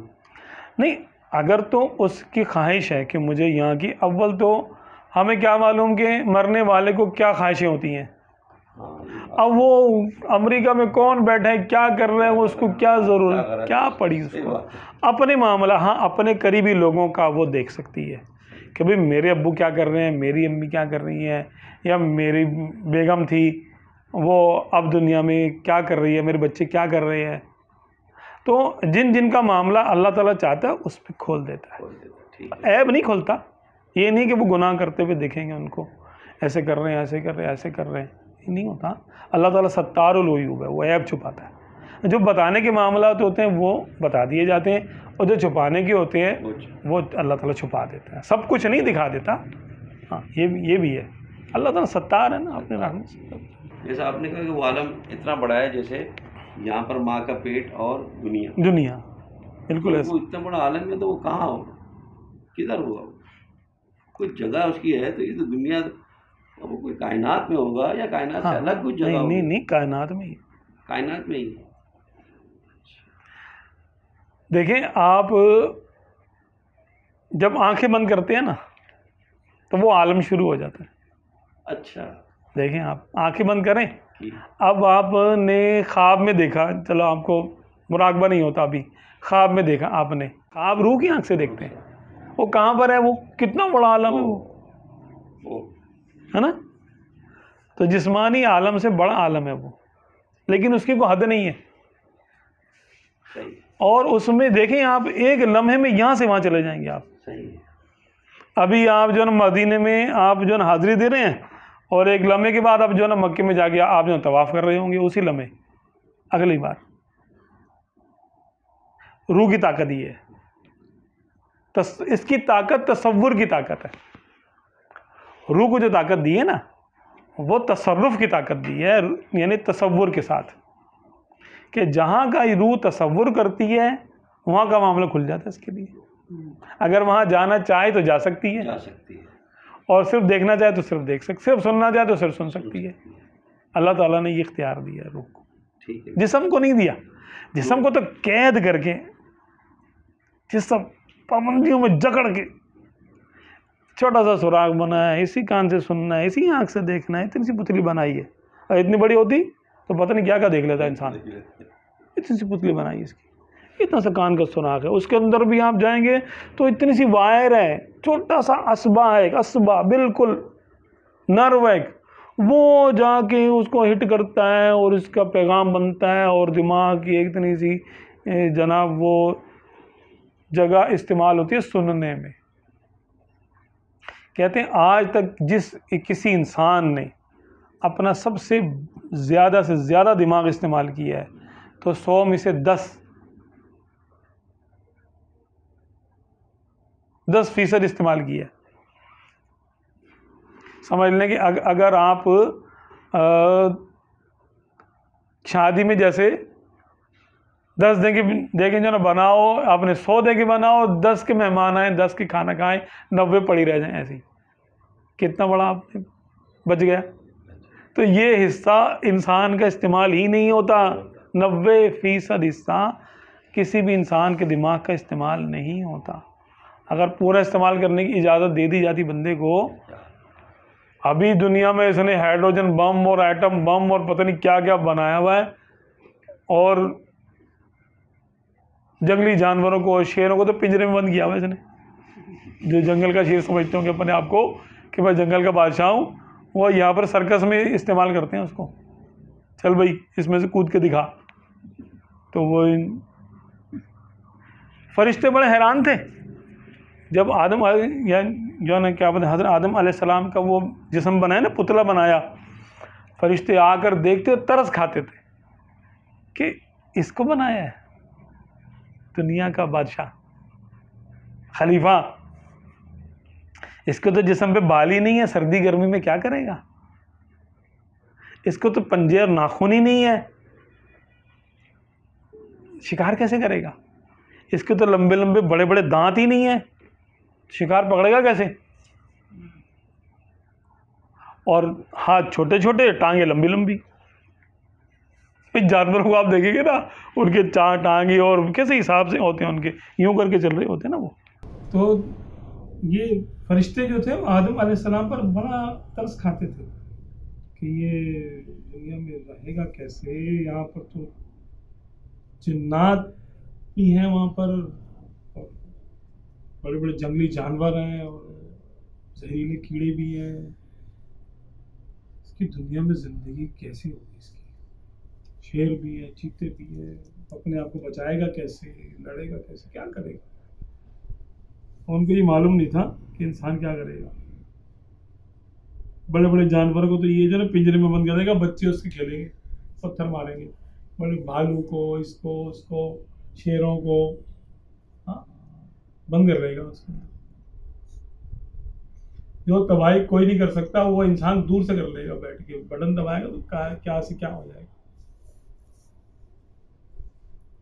ये जिस्मानी ताकत से नहीं करता इंसान, इसकी रूहानी ताकत है जो कि दिमाग से जाहिर होती है इस दुनिया में।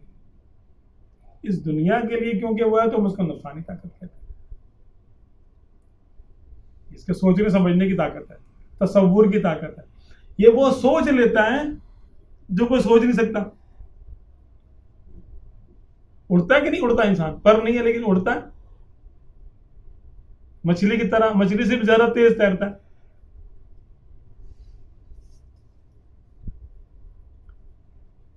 तो अल्लाह तबारक व तआला ने इसको इस दुनिया का क्योंकि बादशाह खलीफा बना के भेजा था ना, तो जिस्मानी हद तक तो ये यहाँ कुफार भी उनकी भी हुकूमत है यहाँ पर। हाँ, जो रूहानी तौर पे ये है कि जब जिस्म की ये ताकत है तो रूह की ताकत क्या होगी? तो जो जिस्म के बादशाह हैं यानी काफिर, वो क्या नहीं कर लेते? वो सैटेलाइट से यहाँ से वहाँ देखो फ़ोन मिलाते हैं, हम लोग करते हैं, वीडियो भी है अब तो, फैक्स भी कर लेते हैं, मालूमात भी शेयर कर देते हैं, वीडियोस भी भेज देते हैं, आना जाना पूरा टीवी चल रहा है, सैटेलाइट सिस्टम चल रहा है। बटन दबाएं तो इस मुल्क से बटन दबाएं तो वहाँ से मिसाइल चालू होगा, चलेगा। यहाँ पे नहीं है, वो दूर रखा हुआ कहीं, उसको सिस्टम से कनेक्ट किया हुआ है। एक बटन दबाएं तो 10 एटम बम चले एक साथ, 20 चले, 50 चले, सिस्टम बना दिया इंसान ने। आधी से ज़्यादा दुनिया सेकंडों में तबाह कर दे एक ही दफा। ये ताकत दी ना अल्लाह ने, और इस समय फर्क नहीं किया मोमिन काफिर, जो लेना चाहे ले लो, हासिल कर लेता। क्योंकि इसने कुफार ने या हम लोगों ने जिस्मानी मेहनत की, उलूम हासिल की है, ठीक है, तो बहुत कुछ हासिल कर लिया। और रूहानी ताकत जब हासिल हो जाती है इंसान को, तो वो रूहानी दुनिया का बादशाह हो जाता है। लेकिन वो क्योंकि रूह के जो मामलात हैं वो यहाँ पर पूरे जाहिर नहीं हो सकते। हाँ, अच्छा, जैसे वहाँ पर टाइम लिमिट होगी कोई, जैसे टाइम चल रहा होगा वहाँ पर टिक टिक? बिल्कुल टाइम लिमिट तो है, जो चीज़ महदूद है उसमें टाइम लिमिट, टाइम वहाँ चल रहा होगा। बिल्कुल टाइम, तो उसकी एंड, अच्छा हाँ, क़यामत है ना, अच्छा, उसका एंड क़यामत है, अच्छा, क्योंकि उसकी लिमिट है। मरने के बाद शुरू होगा, क़यामत में बरज़ख पूरा हो जाएगा, अब आखिरत शुरू हो गई। अब टाइम लिमिट हर एक का अपना अपना है, ये भी है। अच्छा, कि किसी को तो वो उसके लिए बरज़ख छोटा सा हो, تھوڑے عرصے میں قیامت آ گئی، وہ سمجھے گا جلدی قیامت آ گئی. ہزاروں سال اس کو نہیں رہنا، یعنی ہزاروں سال اس کو نہیں لگیں گے. سمجھے گا بس ابھی میرا انتقال ہوا تھا اور ابھی دفن آیا ہے، تھوڑا بہت ٹائم گزرا اور قیامت آ گئی. زیادہ عرصہ نہیں ہوگا، کچھ کا یہ کہ زیادہ عرصہ ہوگا. اب دیکھیں ہم جو گھڑی بناتے ہیں کلاک، اس میں کسی کا چکر جلدی پورا ہوتا ہے، کسی کا دیر سے اور کسی کا بہت ہی دیر سے. تو ہر ایک کا چکر کا ٹائم الگ ہے. کسی کا چکر 1 منٹ میں پورا ہو جائے گا، کسی کا 1 گھنٹے میں پورا ہوگا اور کسی کا 12 گھنٹے میں پورا ہوگا. ایسے ہی ہے. تو اللہ تبارک و تعالیٰ نے بھی ہر ایک کا الگ الگ رکھا. اور قیامت کا دن بھی ایسے ہی ہے، بلکہ کہ قیامت کا دن کسی کے بارے میں آتا ہے کہ اس کو لمحہ لگے گا، ایک لمحے میں وہ قیامت اس کے لیے پوری ہو جائے گی اور وہ پل صراط سے گزر کے جنت چلا جائے گا. لمحوں میں کسی کا یہ ہوگا کہ اذان سے لے کے نماز تک کا ٹائم ہے، سنتیں درمیان میں پڑھتے ہیں، وضو کرتے ہیں، تیاری کرتے ہیں، چلو بھائی جماعت کا ٹائم ہو گیا، کھڑے ہو گئے، یہ ہو گیا. کسی کا 50,000 سال ہے، کسی کا. تو اللہ تبارک و تعالیٰ نے ہر عالم الگ الگ بنا ہے. یہ دنیا اس میں بھی الگ ٹائم ہے. خوشی کا ٹائم کیسا گزرتا ہے پتہ بھی نہیں چلتا، اور تکلیف کا رات ہی نہیں گزرتی. ہاں، رات کیا سیکنڈ گزرے گا، سیکنڈ گزرنا میاں صاحب یہ جو ٹائم جلدی جس کا ختم ہو جائے گا اس کو پتہ بھی نہیں چلے گا. ٹائم تو اس کا بیسیکلی وہی رہے گا نا، لیکن اس کو نہیں پتہ چلے گا. بھائی ہمیں کیا معلوم، وہاں پہ سورج کوئی اور تھا، وہاں پہ سورج کون سا ہے؟ اس دنیا کا سورج ہے. ہم تو ٹائم کا اندازہ سورج سے کرتے ہیں. اچھا اس دنیا سے ہم چاند پہ چلے جائیں، وہاں کا ٹائم کچھ اور ہے. کچھ اور. ہم اس دنیا سے سورج پہ چلے جائیں، سورج کا ٹائم کیا ہے؟ وہاں کون سا سورج نکلے گا، کون سی صبح شام ہوگی. سورج پہ صبح شام کیسے ہوتی ہے، اس کا ٹائم کچھ اور ہے. ٹھیک ٹھیک. اور اس کہکشاں سے دوسری کہکشاں میں چلے جائیں اگر کوئی، وہاں کا ٹائم کچھ اور ہوگا. ایسا بھی ہے. تو یہ ہمارا ٹائم اس زمین کے لحاظ سے ہے، اس سورج کے لحاظ سے بس. اور اس میں ہم قید ہیں، اس میں ہم سب قید ہیں. اس قید کے باوجود خوشی کا ٹائم الگ ہوتا ہے اور اس کا ٹائم الگ ہوتا ہے. بالکل صحیح بات. ویسے ایک اور بات بتائیں، یہ جو وہاں پر اس جہان میں کچھ ایسے بھی تو ہوں گے جو ہمارے دشمن ہوں گے اور وہ عذاب میں گرے ہوئے ہوں گے یا مطلب کافر ہوں گے جیسے، تو کیا جا کے ان کی پھیٹی ویٹی لا سکتے؟ کفار کا معاملہ تو فرشتوں کے سپرد ہے. اچھا ہاں، جیسے ان سے بدلے لے رہے ہو ٹھہرو تمہیں بتاتے ہیں. بالکل. میں تو خواہش تو ہماری ہے کہ جتنے بھی گستاخیان ہے نا، گستاخان رسول، گستاخان صحابہ، اولیاء، اور ان کے لیے تھوڑی سی مہلت لیجیے کہ یا اللہ تعالیٰ مجھے 10 منٹ دے دیتے اس کی طرف ہے ہاتھ صاف کرو اس کم وقت کے اوپر. یہ ہو سکتا ہے کہ بھئی ایسا اللہ تعالیٰ کر دے تو کر دے. وہ مالک ہے نا بھائی، دیکھ ہمارے لیے قید ہے، اس کے لیے کوئی قید نہیں ہے. اور یہ ایسا ہونا کوئی ناممکن بھی نہیں ہے کہ بھئی عالم ارواح میں یہ نہیں ہو سکتا. فرشتے بھی تو عذاب دیں گے نا ان کو، رجال الغیب بھی ان کو مار رہے ہوں گے، ان کو پیٹی تو لگ رہی ہوگی. اگر سزا دے رہے ہوں گے تو اگر ہمیں موقع ملے گا تو ہم بھی کر دیں گے. اس میں کیا. اچھا میاں صاحب ایک بات، جس طرح یہ وہ لوگ یہاں آ جاتے ہیں تو کیا ہم لوگ بھی وہاں جا سکتے ہیں؟ مراقبے میں ابھی اس وقت مراقبے میں جا سکتے ہیں، زندگی میں اپنی زندگی میں. اچھا مراقبے میں جا سکتے ہیں، آنکھیں بند کر کے. جسم کے ساتھ نہیں جا سکتے، تصور میں جا سکتے ہیں. حقیقت میں تصور میں ہم وہاں جائیں گے تو ہم اس دنیا میں پہنچ سکتے ہیں. اچھا ہاں، ایسا ممکن ہے. ممکن. تو اب وہ یہ کہ تصور کون کرائے، کیا ہو، کس کی اجازت سے ہو. ایک تو ہمارا اپنا تصور ہے، بالکل بغیر اجازت ہم بیٹھ گئے اور ہم پڑھ رہے ہیں، اور ہم نے جو اپنے نفس نے ہمارے سامنے پکچر کر دی یا شیطان نے پکچر کر دی، پینٹ کر دی، وہ ہم نے دیکھ لی، وہ الگ چیز ہے. اچھا ایک ہے کہ باقاعدہ اجازت کے ساتھ ہو اور اس میں سیر کرائی جاتی ہے، تو وہ پھر الگ معاملہ، وہ معراج روحانی کہلاتی ہے. اچھا، یہ باقاعدہ ایک پروسیس ہے. اچھا، ہاں، اجازت سے ہوتا ہے. اجازت سے. اچھا اچھا. لیکن ہر ایک کے لیے تو نہیں ہوتا، اجازت ہر ایک کو نہیں ہوتی اور لمیٹڈ ہوتی ہے. اسی میں تو لوگ مجذوب ہوتے ہیں. اچھا. ہاں، اس کے بارے میں بتایا جاتا ہے کہ 40 دن سے زیادہ اجازت نہیں ہوتی سیر کرنے کی، کیونکہ عجائبات اتنے ہیں.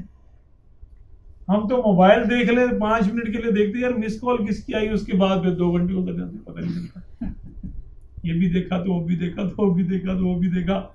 وہ فون ہی کرنا رہ جاتا کہ فون کس کا آیا تھا. وہ جس کام کے لیے اٹھاتے ہیں وہی رہ جاتا ہے، کیونکہ ہم جذب رکھنے والے ہیں، ہم مصروف ہو جاتے ہیں، ہماری توجہ جو ہے نا مجذوب ہو جاتی ہے اس طرف جو ہمارا کام ہوتا ہے سامنے.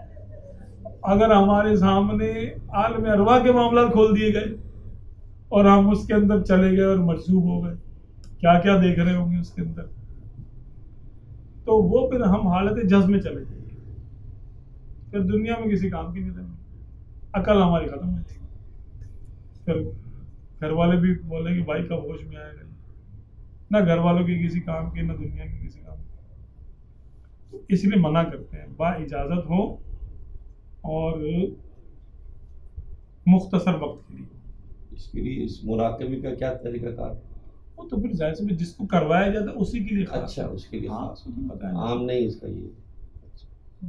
لیکن ایسا ممکن ہے جیسے آپ نے فرمایا. بالکل ممکن ہے، ایسے ممکنات میں سے ہے.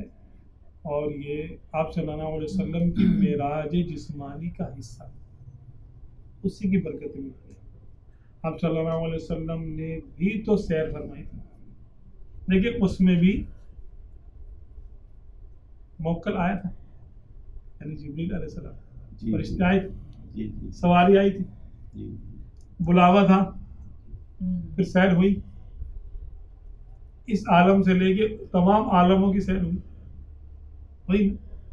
اب وہ سیر ہونے کے بعد پھر واپسی بھی ہو گئی، کیونکہ آپ صلی اللہ علیہ وسلم کو تو ان کی مملکت کی سیر کروانی تھی.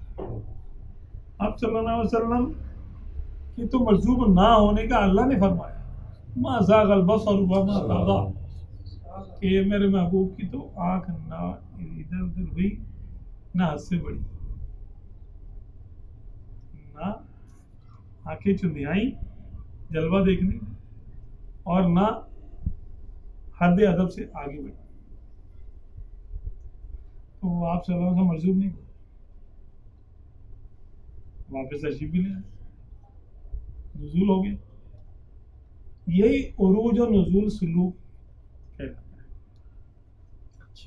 ہاں، تو یہ اصل میں جب ہم تقوی سے نکلتے ہیں نا باہر، تقوی سے یا ایھا الذین آمنوا اتقوا اللہ وابتغوا الیہ الوسیلہ، تو وسیلہ جب مل گیا اس کے بعد ہوتا ہے وجاہدوا فی سبیلہ، کہ اللہ کی راہ میں مجاہدہ کرو.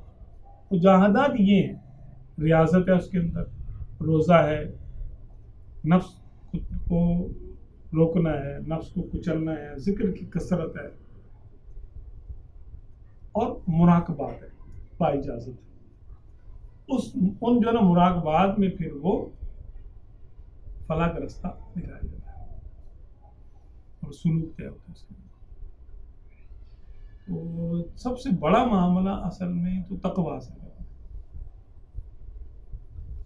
تقویٰ حاصل ہو جائے، ظاہری باطنی بندے کے گناہ اور عیوب ختم ہوں، تاکہ وہ پاک و صاف تو ہو، تاکہ اگر کہیں جائے تو منہ دھلاوا اس کا ہو، کپڑے صاف ستھرے ہوں، تاکہ اس کو کہیں پیش کیا جائے. اب اس میں بندے کے اپنے ہاتھ پہ چھوڑا جاتا ہے کہ تم جتنی جلدی اپنے آپ صحیح کر دو.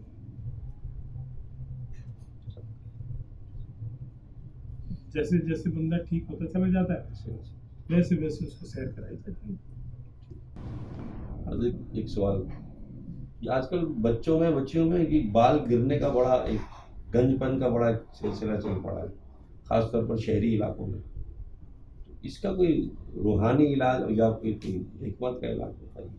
روحانی تو یہ کہ سورۃ اللیل ہے نا، सूरत अल-लैल। हाँ, ये समझ लें कि इसको 21 बार पढ़ लें और तेल पे दम करें।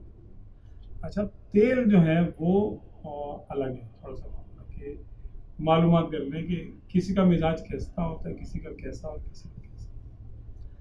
मिजाज बाज का होता है गर्म, तो उनको ठंडा तेल चलेगा, नहीं सरसों का मिजाज ठंडा, सरसों का तेल इस्तेमाल करें।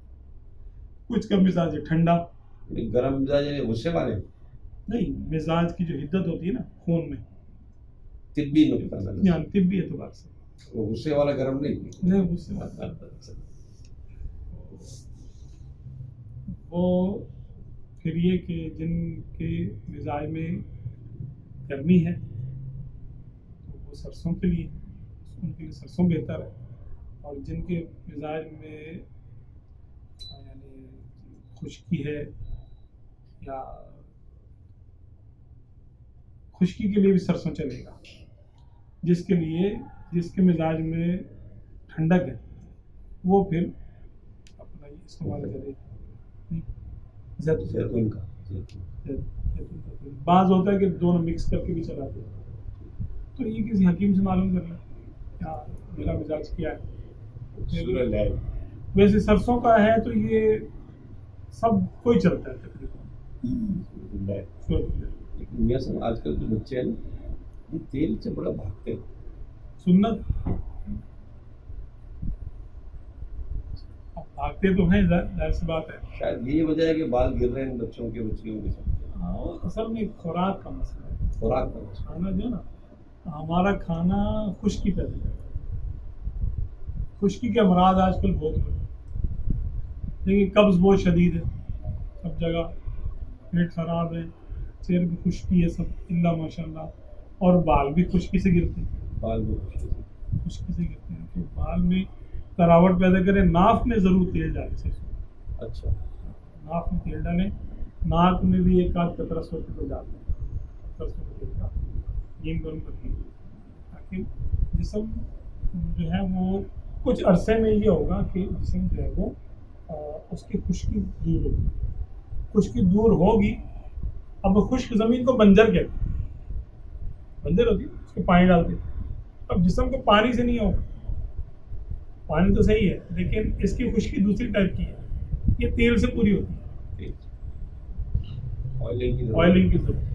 जैसे ये जो नहाते हैं जिससे बच्चे आजकल शैम्पू मुख्तलिफ किस्म के आते हैं, बैरून मुल्क से आते हैं, ना बहुत महंगे होते हैं। इससे कोई फ़ायदा नहीं होगा? बाल सिल्की हो जाएंगे या इससे डैंड्रफ खत्म हो जाता है? बिल्कुल सिल्की हो जाएंगे, डैंड्रफ खत्म हो जाएगा। ऊपर से अंदर जो उसके केमिकल की तह जमेगी ना, थोड़े अरसे में आप देखेंगे इन्हीं के बाल ज़्यादा गिर रहे हो, इन्हीं के ज़्यादा गिरते हैं। कोई शैम्पू छोड़ा नहीं है, हाँ, लेकिन उसने बाल को भी नहीं छोड़ा, बालों में नहीं छोड़ा, ये बात। तो यानी देखा यही है। अच्छा, अब ये कि जिनको बचपन में या जवानी में या वैसे भी उनको बाल उनके सेट है ना, तो अक्सर ही उनको देखा कि वो तेल इस्तेमाल करते हैं, सरसों का तेल। हम तो खैर खाने में भी सरसों का तेल यानी इस्तेमाल करते हैं, पकाने में सरसों का इस्तेमाल करते हैं, और भी इस्तेमाल करते हैं। तेल लगाना हर सूरत में बेहतर ही हो जाएगा, बहुत बेहतर है, सुन्नत है ना भाई। ठीक। आप सरसों थोड़ी वो ले लें, सरसों का तेल खालिश हो, पीली सरसों तो ज़्यादा अच्छा, पीली सरसों हो, काली हो, कोई हो, लेकिन खालिश खालिश।